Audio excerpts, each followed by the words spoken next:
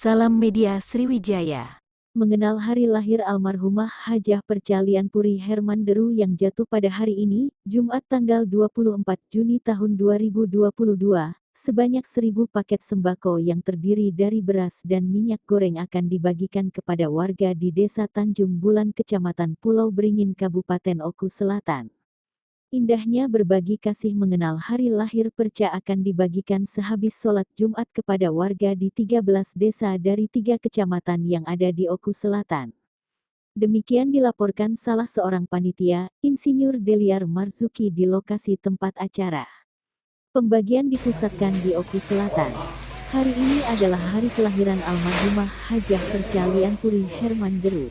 Kami berbagi kasih semoga menjadi amal jariah dan semoga bermanfaat bagi masyarakat di sini.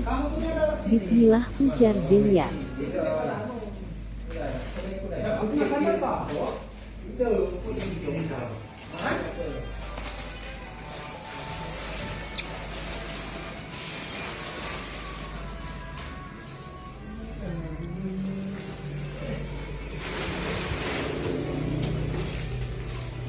Assalamualaikum warahmatullahi wabarakatuh. Persiapan lepas Jumat,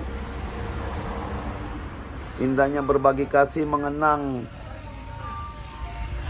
hari lahir Ayunda Perca Lian Puri tanggal 24 Juni.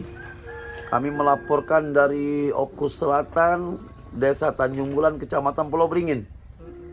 Insya Allah 1.000 paket sembako akan kami bagikan kepada 13 desa dari